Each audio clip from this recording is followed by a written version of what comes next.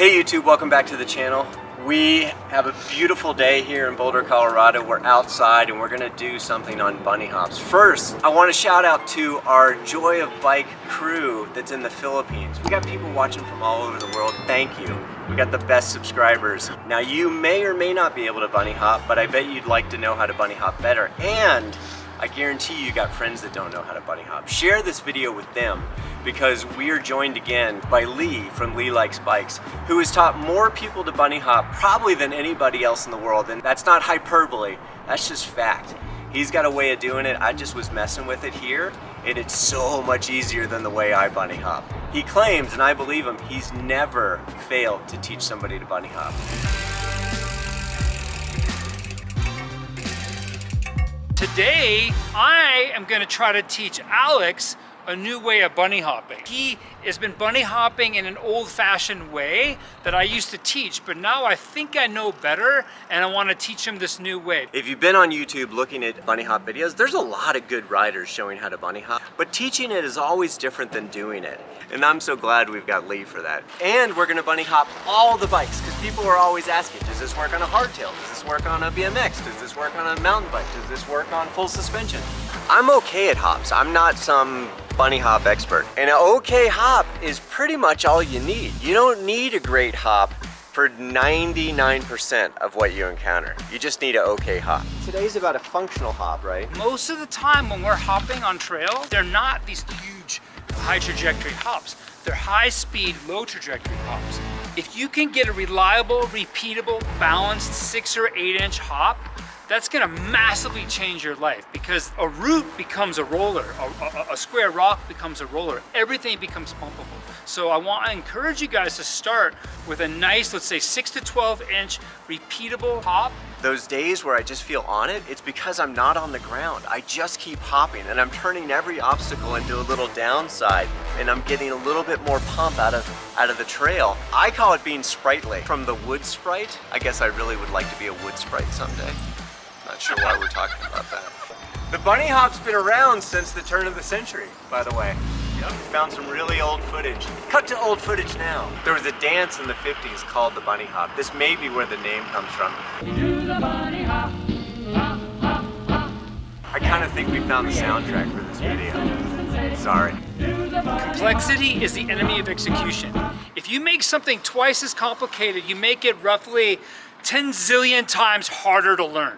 The advice out there on how to bunny hop is too complicated, and some of it is just frankly BS. I've been at this for going on 20 years. Some of the wrongs I'm about to describe, I used to think were right, and I used to teach. So I'm just gonna come out and say that. The first one is this idea, and you're gonna see it everywhere on the internet, this idea that you have to rock back into a manual and then pop off the rear wheel. Wrong. You're in a technical situation, say trying to go over a log, and you've just on purpose leaned your body back. If you hit that log with your body way back like that, what happens to you? Boom, over the bars you go. This thing where you're always messing with your balance back and forth in random ways in technical situations is frankly dangerous. And there are places to use it, but not now. So while you're learning, do not rock back into a manual. Stay middle. Okay, reaction to rocking back. I rock back. I've always rocked back. I didn't even think it was possible not to rock back. 2 minutes ago, Lee said, hey, why don't you try it from the center of the bike? I bunny hopped from the center of the bike without rocking back. Same height? Same height, and we'll show it. I was shocked that I was able to do it. I honestly thought it would be impossible. Second, there's this idea that you're supposed to like scoop the pedals up with your feet. That's erroneous at best. Like A, weak muscles.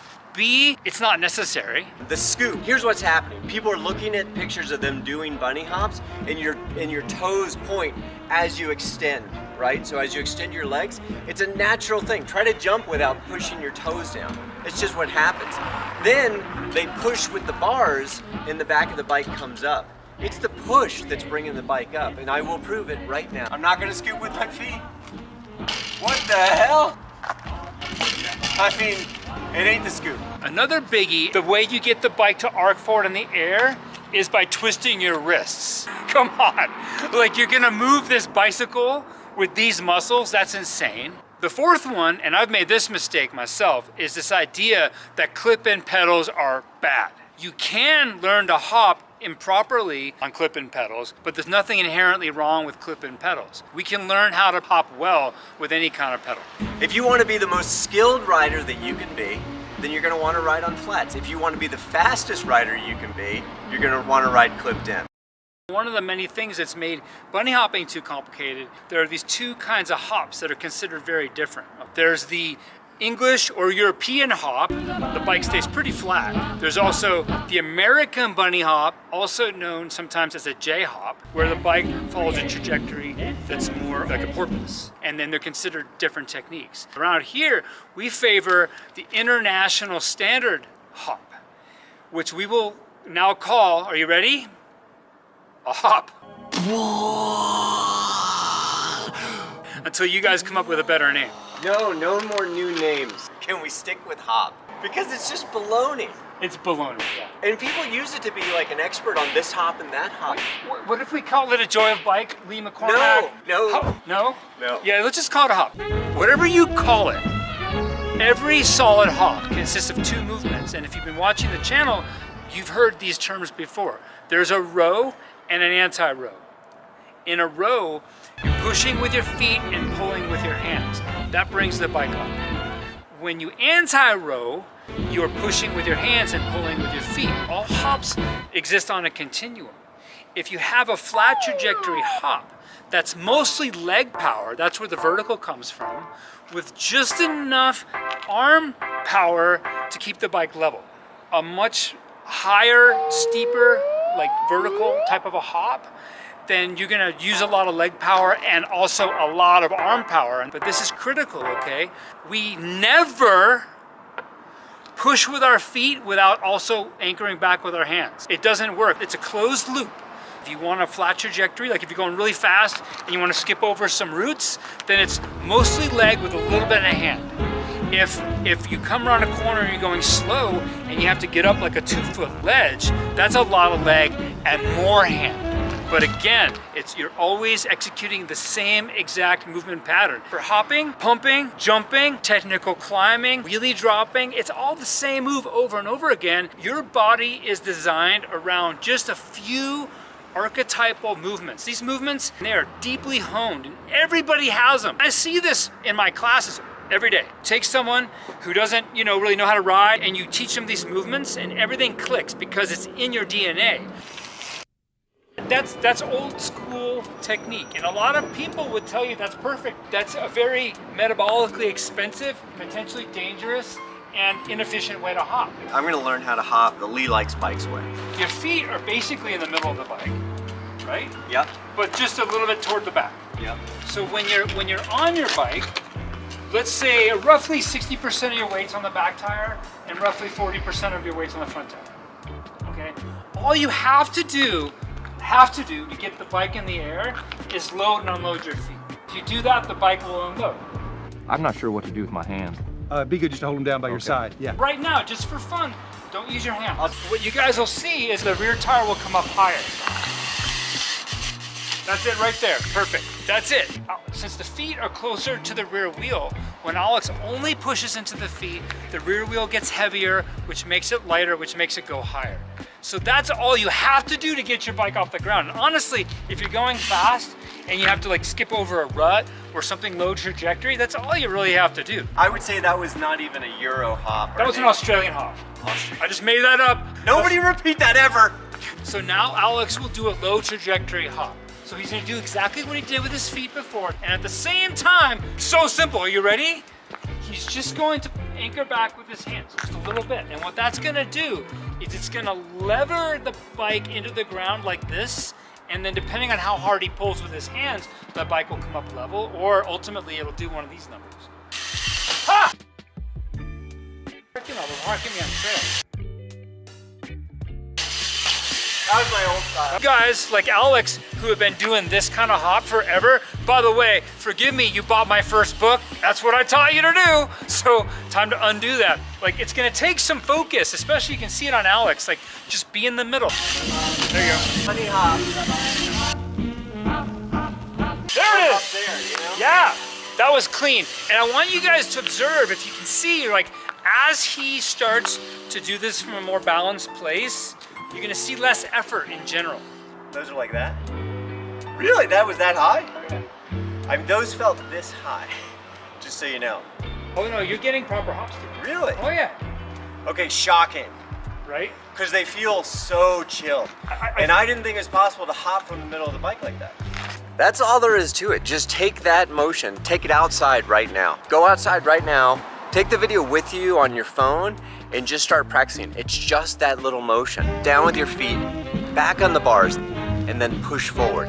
You're gonna have a little hop. Remember that you're pulling back on the bars. You're not pulling up on the bars. That's where most people go wrong. One of the things that gets us in trouble on the bike and in life too is this idea that big, awesome things have to be hard. When you do this cleanly, it's easy. If you don't feel like you have the strength, I was using no strength. My hands were so loose on the bars. You just barely anchoring back.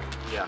That's all it takes. To get a higher trajectory hop, then you're going to give more arm pull.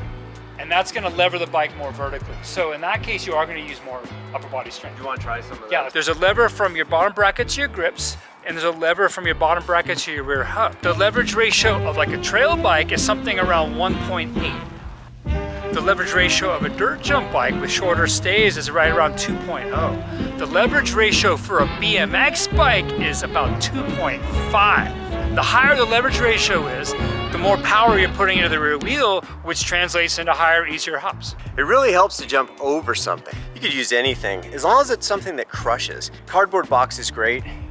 We've got a candidate here. The best thing about it is if you miss, you just smash it. So we're gonna smash this one. Maybe we'll go over it once and then we'll smash it.